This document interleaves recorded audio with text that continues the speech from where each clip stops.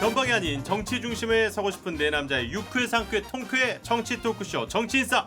오늘도 변함없이 분들과 함께하겠습니다. 이준석 미래통합당 전 최고위원, 김태현 신장식 현근택 변호사 나오셨습니다. 어서 오십시오. 네, 안녕하세요. 자, 어쨌든 나왔습니다.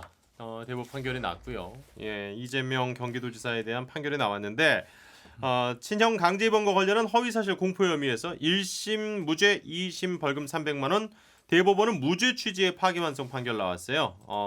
변호사 세 분 계시니까 좀 짧게 이 재판 결과 어떻게 예상을 하셨는지. 재판 결과 나오고 뭐 변호사들이 뭐 재판이 법적으로 어쩌고 저쩌고 다 쓸데없는 소리고 예. 이건 그렇잖아요. 예. 네, 이거는 이제 정치적인 의미를 해석을 하면 야당 입장에서 미래통합당 입장 보면 가장 두려운 사람이 돌아왔다. 네, 그럼 이렇게 봅니다. 그 얘기는 이따가 좀 우리가 네. 길게 해보고. 예. 네. 그 판결문을 읽어보셨어요? 그리고 판결 뭐 제 사건도 아닌데 제가 뭐 어떻게 그렇네. 읽어보겠습니까? 맞네. 내 사건도 아닌데? 맞네. 신문에 나온 거로 봤지. 내가 그 변호사도 맞아요. 아니고. 예. 그죠? 예. 근데 맞아. 예상을 하셨어요? 예상요? 예. 아니, 저는 날아갈 줄 알았죠. 아. 그러니까 저는 사실 왜 그랬냐면 다른 의미가 아니라 저는 이걸 어떻게 판단했냐면 제가 만약에 재판장이라면 허위사실 유포는 맞다. 영상 아무리 봐도 저는 그렇게 보여요. 다만 이걸 가지고 배지를 날릴 정도는 아니다. 그러니 형량에서 벌금 한 70 정도 이렇게 저는 생각했어요. 개인적으로. 개인적인 의견이에요. 근데 항소심은 300에 나왔잖아요. 예. 2심에서. 2심. 근데 대법원은 유무죄만 하는 데니까 그러면 아무리 살리고 싶어도 이걸 어떻게 무죄로 만들까? 근데 무죄가 되대요. 7대5. 예. 그런 2명 거요? 차이였죠. 네. 예. 신 변호사님? 저는 9대3 정도 예상했는데 7대5가 나오긴 했어요. 역시 달라요. 예. 예, 9대3 정도로. 그쪽 성향이 아무 명 있어요, 그거는? 응? 아니 뭐 성향이 문제가 물어보는 아니고 거구나. 임명권자. 소부 아니 소부에서 사실 5명이 소부로 3명이 소부에 딱 모여 있었다 그럼 이 결과가 완전히 전원합의체로도 못 갔을 텐데.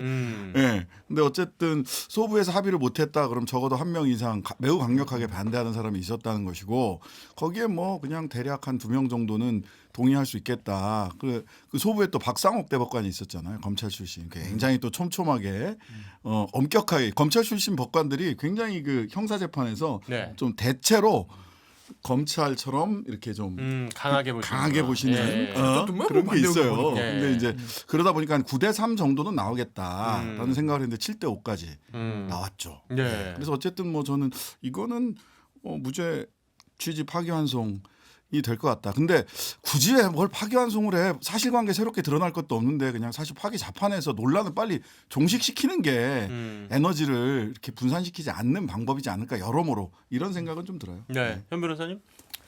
그날 아마 오전에 이준석 최고랑 방송했던 것 같아요. 거기서 물어보더라고. 그러니까 어떻게 될 것 같냐고 두 사람한테 물어본 것 같아요. 저는 당에 속해 있으니까 그기도 하고 그냥 그렇게 얘기했던 것 같아요. 기억에는 아마 아니 이거 뭐 친형을 강제 입원 시키려고 했든 안 했든 그게 뭐 한 어쨌든 1,300만 경기도지사 도민들이 선택한 걸 날릴 정도 되느냐 관계없이 했던 게 아마 저는 대략 그런 취지였던 것 같아요. 아마 선거의 자유, 국민들의 선택 우선했던 것 같아서 그때도 뭐 파기환송 될 거라고 생각했고 그렇게 얘기했던 것 같은데 대체로 또 뭐 이렇게 기자분들이나 아니면 분위기 특히 저도 이제 경기 남부권에 있으니까.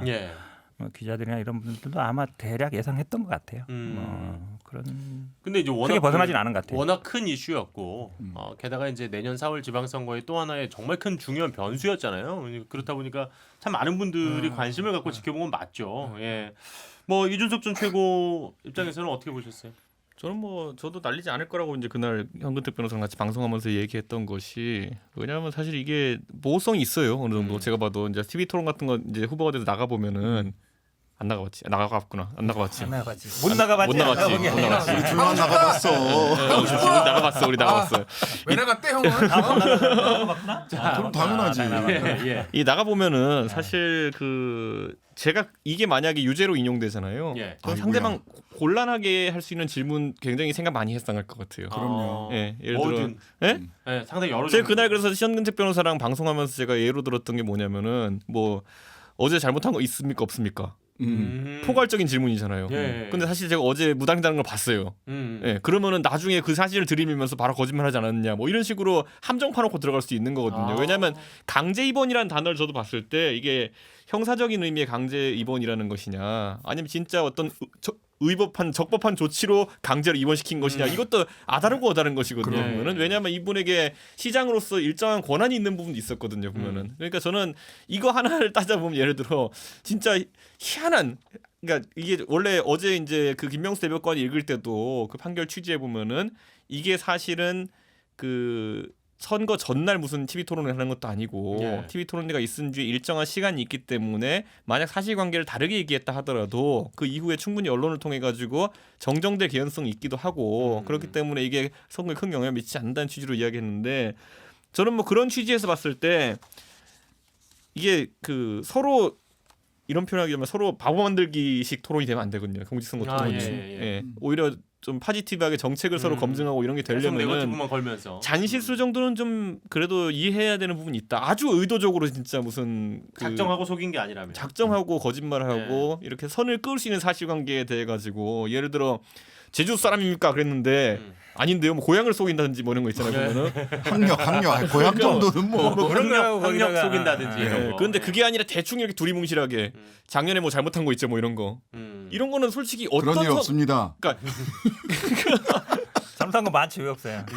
애들한테 잘못한 것도 있고. 여튼 그러니까 이렇게 뒷사람한테 이게 모호한 질문 자체는 좀 답변에 유도리가 있어야 된다 이렇게 그래요. 봅니다. 예. 근데 요 얘기를 아주 멋지게 그 김명수 대법관이 읽으면서 그렇죠. 멋지게 한 숨 쉴 틈, 숨 쉴 공간이 있어야 정치적 표현의 뭐가 자유가 멋있어? 그런 게 뭐가 멋있는 표현이야? 아이, 근데 숨쉴 이준석 공간이라는 최고가 멋있는 나는 좀 표현이지. 이렇게 네. 꽉 막힌 줄 알았더니 별로 안 그런 것 같아요. 아니, 뭐 정치인의 어떤 감성이 의식도 약해진 거죠, 있지만 지금. 감성이 아니 제가 보기에는 감성보다는 아까 나 그 올린 것도 봤는데 시기에 사실은 미국 같은 데서는 이 명예훼손이나 뭐 허위사실 유포나 똑같은 거예요. 네. 어쨌든 뭐 그게 뭐 사실이냐 아니면 허위사실이냐 이것도 있지만 기본적으로 명예훼손 이런 거는 처벌하지 않는 방향이거든요.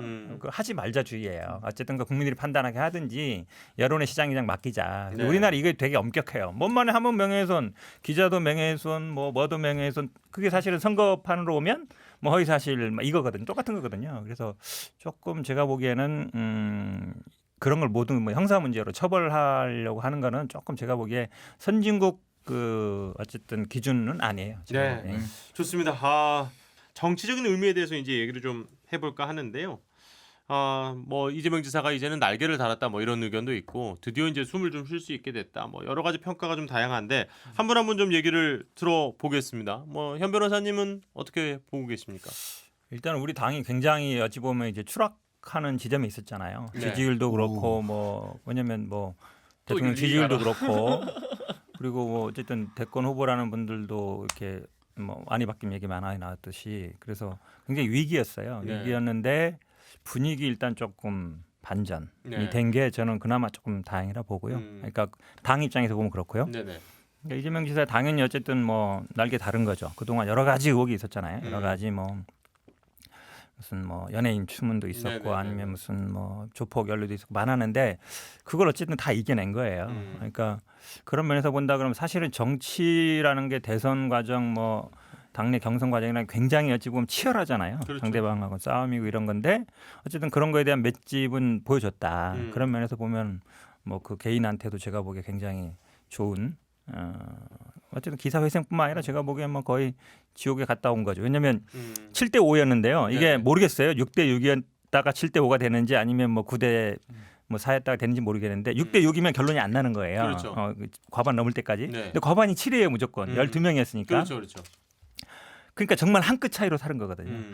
과반 될 수 있는 유일한 방법으로 7대 5. 그러니까 만약에 6대 6이었으면 반대로 7대 5가 나올 수도 있었다는 그렇죠. 얘기니까요. 6대 6이었으면 사실은 토론을 하게 되는데 결국은 아마 뭐 누가 캐스팅 볼 잡을지 모르지만 뭐 주심 법관 아까 말씀처럼 주심 판사가 더 중요한 역할을 할 텐데 정말 진짜 한 끗 차이, 한 끗 차이로 살아난 거니까 제가 보기엔 뭐 아주 앞으로 행보는 탄탄대로다라고. 근데 뭐 아직까지 시간이 좀 남아 있습니다만 당 입장에서는 어쨌든 지금 현재로서 가장 그 높은 지지율을 받고 있는 이낙연 대선 말입니다. 예, 그리고 이제 이재명 지사도 상당히 늘 그 바로 뒤를 뒤쫓고 있었는데 뭐 김부겸 전 의원까지 하면은 어쨌든 좀 라인업이 나오는 게 훨씬 좋지 않겠어요? 민주당 그렇죠. 입장에서. 많은 분들이 이제 궁금한 게 어찌 보면 전당대회에서 과연 그러면 지금 김부겸 의원하고 이낙연 지사가 손을 잡을 거냐 예. 이거 지금 초미의 관심이죠. 그러니까 직접적으로 뭐 현직 지사기 때문에 그렇죠. 직접 하지 못하거든요. 근데 아마 구성에 전념하시겠죠. 전세균 총리처럼 지난번에도 어쨌든 그냥 뭐 지지한다 그러진 않았지만 뭐 만난다든지 아니면 뭔가 이제 그런 모습으로 나오면 제가 보기엔 뭐 전당대회도 영향을 미칠 수 있죠. 저는 이재명 지사한테 이제 하나의 승부수가 남은 게 있다고 한다면은 예. 지금 많은 사람들이 대선으로 직행하지 않을까 이런 고민을 하고 있는 와중에 전격적으로 재선 도전을 얘기할 수도 있어요. 경기지사.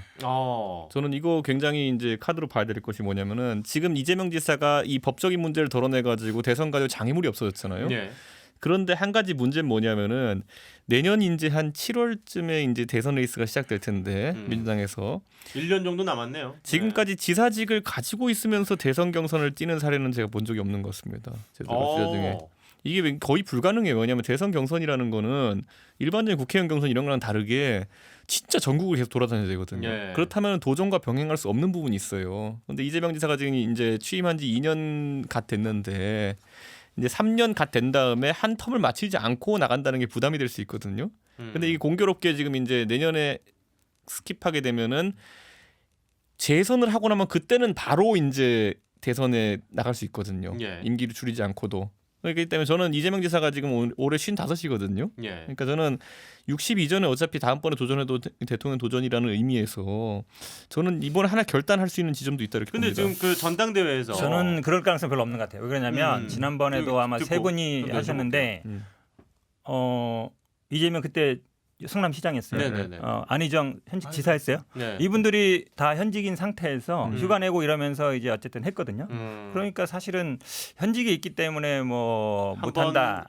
아니 현직에 있기 때문에 그 경선 과정에 참여가 어렵다는 건 제가 보기에 좀 아니, 근데 어렵고 지난번엔 이분이 솔직히- 또 지금 사실 어쩌면 그런 얘기도 하지만 지난번에도 어쨌든 나갔었기 때문에 네네. 다시 제가 보기에 뭐 재선을 노릴 것 같지 왜냐하면 않아요. 이재명 지사가 지난번에 나갈 때 저는 그게 문재인 대통령을 상대로 해가지고 진짜 이긴다는 생각을 나갔다는 생각은 저는 안 했거든요. 그때는 약간 느낌이 달랐는데 이번엔 나가면 필사적으로 이겨야 됩니다 무조건. 뭐 그런 의미에서 저는 약간 고민할 수 있는 지점이다 이렇게 봅니다. 왜냐하면 내년에 사퇴해야 돼요 지금 하려면. 그 지금 우리 이준석 최고위원이 전 최고위원이 얘기한 것처럼 사실 이번 전당대회에서 이재명 지사가 이낙연 의원 또는 뭐 김부겸 전 의원 뭐 누구 손을 들 것이냐도 관심이지만 지금 사람들의 더 큰 관심은 이제 이재명 지사 본인이 대선 후보로서 이낙연 의원과 어떤 지지율 경합을 벌일 거냐도 사람들 관심이 많거든요. 전당대회에서는 제가 이재명 지사라면 관여 안 할 것 같은데. 아예. 네, 왜냐면 지금 풀린 지 얼마 안 됐어요. 근데 풀렸으니까 한번 해볼까? 머리도 다시 염색하고 전당대 이낙연 의원 만납시다. 김병원 만납시다 해가지고 영향을 끼치는 모습은 굉장히 보기 안 좋죠. 왜냐하면 이재명 지사라는 사람은 당내에서 호감과 비호감이 정말 극도로 양쪽 다 큰 사람들이잖아요. 네네네. 예? 소위 말하면 문재인 대통령 팬클럽에서는 완전 비호감. 그렇죠. 또 본인의 엄청난 저 팬클럽도 있어요, 사실. 네네네. 예, 그렇기 때문에 호감과 비호감이 공존하는 당 내에서 그런 정치인이기 때문에 이번에 복권은 되긴 됐지만 아직 공식적으로 아직 파견송식도 끝난 건 아니니까 거의 뭐 실질적으로 끝난 거긴 하지만 형식적으로는 그렇기 때문에 올 여름에 있는 전당대회 때까지는 굉장히 자맹을 하고 도정을 챙길 모습 보일 거다. 절대 관여하지 않고 그게 맞고 예. 다만 대선 경선이 있어서는 저는 이준석 최고위원보다 현근택 변호사 의견에 동의하는 거 하고 지난번에도 안희정 지사가 그렇게 했기 때문에 그게 좋고 나쁜 걸 떠나서 한번 선례가 있었어요. 그리고 못할 이번에도 건 없다. 예, 저 미래통합당 원희룡 지사도 나 지사직 유지한 채로 경선 갈 거야 이렇게 얘기했기 때문에 그게 내년 대선판에서 이슈가 되진 않을 거예요. 그래서 아마 나는 경기도지사를 유지한 채로 갈 거고 그리고 이런 건 있죠. 아마 해서 안 되면 그다음에 경기도지사를 재선을 한다든지 예. 아니면은 여의도 쪽으로 저는 방향을 틀 가능성도 있다. 아직 나이가 젊으니까. 네. 왜냐하면 사실 중앙 정치를 경험해보지 못했다는 거는 대통령 함에 있어서 큰 결격 장애물이 될 수도 있거든요. 그래서 아마 이번에 경선을 만약에 떨어지면 대선 본선 못 나가면 저는 아마 여의도 쪽으로 방향을 틀 가능성이 있다고 그러니까 보고. 일단 이준석 전 최고의 분석은 그러니까 이번에는 반드시 이겨야 되기 때문에 한번 쉴 수도 있겠다라고 보시는 것 같고 두 분은 저번에 한번 했기 때문에 이번에는 본선 도전 다시 할 거다라고 보시는 것 같아요. 예. 네네. 우선 뭐 그 이재명 지사는 그 페이스북에다가 단두대 목을 올려놓고 있다 이렇게 얘기를 했거든요. 그러니까 대법원 법대가 단두대처럼 느꼈는데 사실은 단두대가 아니라 이번 선거로 인해서 도약대가 됐죠. 이제 더 이상 저는 이 고소 고발했던 분들 입장에서는 차라리 하지 말 걸 하는 생각을 할 것 같아. 그러니까 이게 법적 판단을 안 받았으면 계속 뭔가 정치적 공세의 소재로 삼을 수가 있는데 네. 이제 법적 판단을 받았기 때문에 뭐라고 정치적 소재, 공격의 소재로 삼을 수가 없는 거예요. 누가 공격하면 야, 나 무죄 받았잖아. 한마디로면 끝나요. 아무리 복잡하고 아무리 새로운 팩트를 가지고 얘기를 해도 더 이상 이거는 이제 면죄가 된 그렇죠. 거죠. 말을 그렇죠. 하자면. 끝난 거죠. 끝난 거예요. 예. 그러고 이번 이제 경선 이 끝나고 나서 이제 이재명 지사가 어떻게 움직일까? 전 도정에 전념하는 모습을 일단 보일 거다. 그 도정에 전념하는 모습을 보이면서도 충분히 이재명 지사가 자기가 갖고 있는 장점, 사람들이 시원해하는 이거 사이다라고 보여줄 수 많이들 있거든요. 지지하시는 그러니까 엄근진 대 분들은 사이다잖아. 엄근진 엄숙하게 엄중하게 지켜보는 이낙연 대 사이다 같은 이재명이 명락대전 뭐 이렇게 해야 되나 하여튼간에 갈 텐데 계속해서 지금 머리도 하얗게 그대로 뒀잖아요. 네네네. 그전에 젊게 있다가 요 재판 앞두고 머리 하얗게 예, 신천지 갈 때마다 머리 까맸거든요. 근데 지금 흰머리 나오잖아요. 그러니까 안정감을인데 본인이 사이다 플러스 안정감을 어떻게 줄 거냐라고 하려면 현직 도지사로서의 장점을 최대한 활용하는 방식으로 갈 거고 대선 그 당대표 경선에서는 가만히 있죠. 왜 어느 쪽에 줄을 서겠어요. 가만히 있는 거죠. 왜 이렇게 이재명 지사 판결 때문에 제일 신난 게 장식이 형인지 모르겠는데 아니 뭐 하나 아니 내 형님네 후보 심상정이야. 자꾸 그렇게 아니 신당이 아니라 내가 요거는 그 허위사실 공표 관련해서는 2심 끝나고 나서부터 내가 계속 했던 얘기 이게 이상하다. 이거는 대법 가면은 파기환송될 가능성이 매우 크다라고 예상을 해왔는데 예상대로 됐다 뿐이에요. 어쨌든 보수 진영 미래통합당 입장에서 보면 최강의 카드가 저쪽에 하나 살아난 거는 좀 부담이죠. 그렇죠. 대마급이죠. 대마도 사실은 글쎄 뭐 생각이 좀 다를 수 있는데 보수 진영에 있는 의원들마다 저는 예를 들어 지금 여론조사 1, 2위 뭐 김부겸 전 장관 아직 여론조사 떨어지니까 네네네네. 빼고 이낙연 전 의원하고 이재명 지사 하면 이낙연 의원이 훨씬 수월하죠. 여러 가지로 수월합니다. 미래통합당 보면. 아 이재명 지사가 훨씬 더 좀 버겁죠. 불편한가요? 본선 나가고 왜 그러냐면 예. 세 가지 포인트. 하나는 지역 기반. 이재명 지사가 수도권에서 활동하긴 했지만 고향은 대구입니다. 예. 이낙연 의원은 호남이에요. 그렇죠. 안동 아니야 안동? 안동. TK를 그냥 하나로 맞춰. 대구다 더 TK지 안동. 대구보다 어떻게 안동이에요? 안동. 김씨나 권씨 아니면 국회의원이 되기 힘들다는 안동입니다. 예. 그런데 그 굉장히 안동에서 태어난 사람이기 때문에 그래도 이낙연 의원보다는 이재명 지사가 TK 쪽에서 표를 가져 조금은 수월해요. 단 한 표라도. 그러니까 한국 정치에서 지역 기반 현실이니까. 뭐 아예 네. 뭐 부인할 수는 없죠. 그럼요. 그 좋고 나쁜 게 현실이에요. 예. 그게 하나가 있고 또 하나는요. 이게 이제 난세의 영웅이 난다고. 평상시라고 하면은 이낙연 의원의 안정감이 좀 더 빛을 발할 수는 있어요. 예. 근데 뭐 사실 한국 정치와 경제에 평시가 언제 있겠냐마는 예. 지금 코로나 이후에 경제 문제부터 생겨서 굉장히 어려운 시기가 닥쳐올 거라고 하지 않습니까? 이럴 때 아마 지난 코로나 전국에서 보여줬던 이재명 지사의 그런 리더십이라든지 결단력 이런 것들이 빛을 발할 수 있다라는 거 하나 있고 또 하나는 이게 방송에서 적절한지 모르겠는데 우리 이제 전국 선거 나가려면 뭐가 있어야 되냐? 네. 후보가 좀 섹시해야 됩니다. 스타성 그죠? 말씀하시는 그게 제가 뭐 거죠? 성적인 의미가 아니라 네네네. 굉장히 섹시함이 중요해요. 뭔가 끌리는데? 예.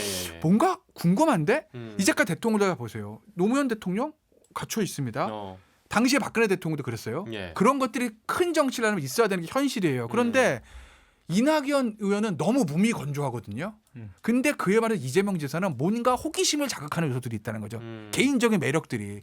그게 전국 선거 나가면 엄청나게 영향을 발휘할 거다. 그래서 저는 그 판결을 보면서 원래도 쉽지 않은 대선이 더 어려워졌구나. 만만치 않은 최강의 카드가 돌아왔다 정확하게 생각해요. 보신 거예요. 사실은 항상 정확히 봅니다. 이번 저는. 전당대회도 사실은 이 지사가 직접 관여까지는 않은데 네네. 사람들이 관심을 갖거든요. 그러니까 왜냐면 사실은 또 안 두 그랬으면 분이, 이게 그러니까 이낙연, 김부겸 두 분이 러브콜 같이 함께 하자 뭐 그러니까요. 또 이렇게 왜냐면 또 메시지를 사실은 보내셨으니까. 이 전당대회가 재미없을 뻔했어요, 되게. 네네네. 뭐 어차피 오프라인 안 하거든요. 지역마다 다니면서 안 해요. 나중에 온라인으로 하고 그냥 여기 1,000명 정도 모여가지고 하는 거기 때문에 크게 관심을 못 받고 있어요, 사실은. 예. 근데 사실 이낙연 후보가 뭐 대세론이라 하지만 그럼 이재명 지사가 어디를 편들을까 굉장히 궁금하잖아요. 언론에서도 궁금할 것 같고 말씀처럼 사실은 당에서 큰 대회가 하면 전당대회하고 그다음에 대선 후보 경선 뽑는 과정이거든요. 그렇죠. 대선 후보도 마찬가지예요. 이낙연 후보가 혼자 이렇게 앞서고 나머지 이렇게 어찌 보면 약간 따라가는 입장이면 재미가 없거든요. 재미가 없죠. 예. 너무 그리고 뻔하죠. 재미가 있으려면 이렇게 어찌 보면 이렇게 팽팽한 긴장감이 네, 네. 있어야 관심이 드는데 말씀하신 것처럼 그럼 그쪽에 누구냐? 지금 뭐 윤석열 총장 나오고 나머지는 이제 없단 말이에요. 네. 지금 뭐 예를 들어서 뭐 백종원 씨도 나왔지만 어떻게 될지 모르겠지만, 뭐 그러니까 아니 그 어쨌든 뭔가 이제 카드가 나와야 되는데 많어. 많아요? 누구? 많어. 어쨌든 이제 하세요, 여기 그냥. 팽팽하게 어. 진장되는데 없으니까 제가 보기에 뭐 긴장하는 건 당연한 거죠. 노무현 이준석 최고가 나올라나? 노무현 대선 후보가 나오기까지 딱 8개월 걸렸어요. 그러니까 그거는 지금 전혀 걱정해 줄 필요가 네, 없고 그러니까 어쨌든 2년은 그때는 긴데 대세를 형성하는 분이 한 사람이 있었고 네.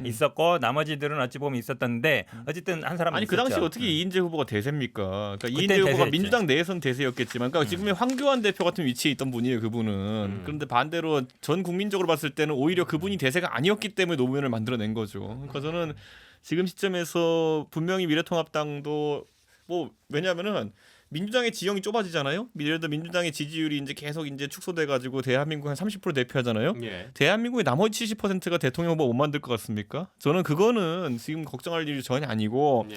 다만 지금 문제는 뭐냐면은 전초전이라고 할 수 있는 서울시장 선거라고 하는 거는 급하게 다가왔어요. 근데 그러니까요. 여기서 제가 이제 아까 이재명 지사에 대해 가지고 저도 이재명 지사가 대선 나가려고 할 것 같거든요. 근데 여기서 이재명 지사의 승부수로 하나 접을 수 있다는 생각을 했던 이유가 뭐였냐면은 이번 그 서울시장 선거, 물론 이재명 지사는 못 나가죠, 거기에는 경기도지사니까. 근데 서울시장 선거는 이미 보수 쪽에 있는 그 대권 주자들한테는 굉장한 고민의 지점으로 다가왔어요. 그렇죠. 그러니까 왜냐면 50대 중반쯤 정도 되는 후보들 군 같은 경우에는 이분들 입장에서는 이런 찬스가 없는 거예요. 왜냐면은 1년짜리 서울시장 하고 한 번 더 해서 재선 서울시장이라는 타이틀을 혹시 받을 수 있다면은 네. 재선 시장 끝나자마자 바로 그 대선 나갈 수 있는 또 다른 찬스가 생긴 거예요. 네. 근데 이게 지금까지 뭐 예를 들어 의원밖에 안 해본 분들이라든지 예를 들어 경력이 좀 약간 뭐 의회 내 경험밖에 없는 분들한테는 5년만 내가 잘 투자하면은 굉장한 행정의 경험을 쌓고 대선 갈 수 있는 힘이 생기네.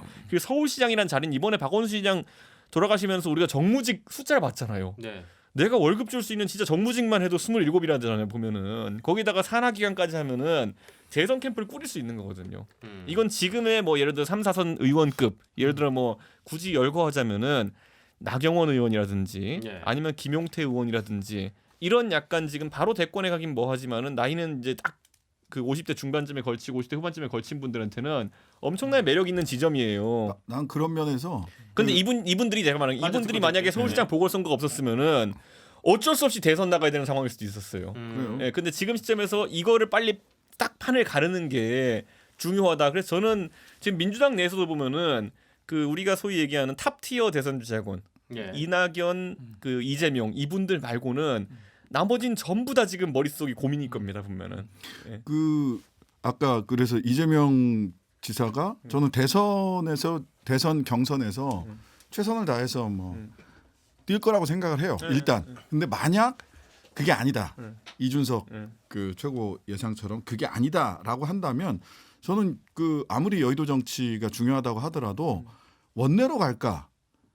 경기도지사로 갈 가능성이 가장 높고 상상력을 한 번 더 발휘해 보면 내년 재보궐 선거와 그다음에 대선과 바로 직후에 치러지는 서울시장 선거를 이렇게 놓고 봤을 때 경기도지사만 목표가 될 수 있을까? 그렇죠. 만약에 특별한 상황이 된다면 좀 서울시장에 도전하는 저는 것도 그 생각했던 게 방법이다. 뭐냐면 통합당이 만약 방법도 보궐 있어요. 가져가면은 뺏어오겠다는 명분으로 네. 갈 수 있거든. 네. 그러면은. 그래서 뭐 이재명 지사에도 네네. 선택지는 굉장히 여러 가지가 있다. 그러니까 사실 뭐 이재명 지사가 이제 김태현 변호사도 말씀을 하셨습니다만은 워낙 그 아주 큰 지지와 함께 또 반대로 좀 이렇게 좋아하지 않는 분들도 있어요, 분명히. 워낙 캐릭터가 강하시다 보니까.